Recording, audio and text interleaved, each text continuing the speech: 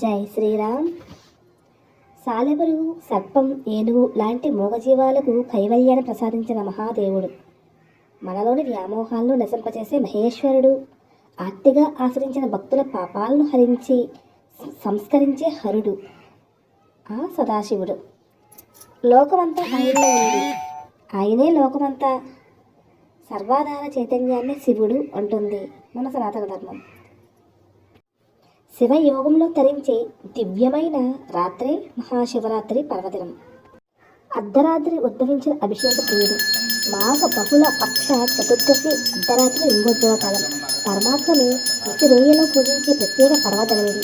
ఈ మహాశివరాత్రి రోజు శివుడు అగ్ని లింగరూపంలో ఆవిర్భవించేట్టు పురాణాలు చెబుతున్నాయి. రాత్రి అనేది లౌకిక వ్యవహారాలు సద్దుమలిగే స్థితి.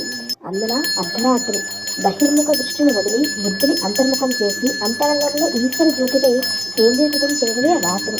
పగలు బహిర్ముఖం, రాత్రి అంతర్ముఖం అని వ్యాఖ్యానించారు పరమాత్మిక సాధకులు.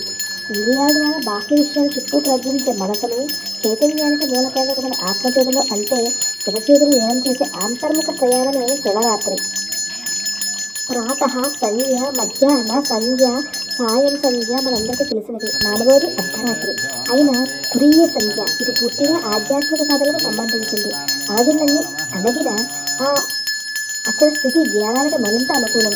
మనసు పరమానంద అన్ని అనుభవించే ఆ తదాత్మిక స్థితిలో లౌకిక లంపటలన్నీ సద్దుమణుగుతాయి. దాన్నే ఆధ్యాత్మికులు పరమమైన లయ అంటారు.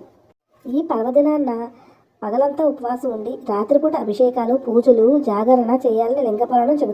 రోజంతా శివనామస్మరణతో గడపడం వల్ల మనసు పరిశుద్ధమవుతుంది. శివాయ గురువే నమః, ఈశాన సర్వవిద్యానం, ఈశ్వర సర్వభూతానం అని వేదమంత్రాలు శివుని స్తుతించాయి. అంటే సర్వ విద్యలు, సకల జీవులకు ఆయన మూలకారుడు. బ్రహ్మాది అధిపతి, బ్రహ్మోణాధిపతి అన్నారు.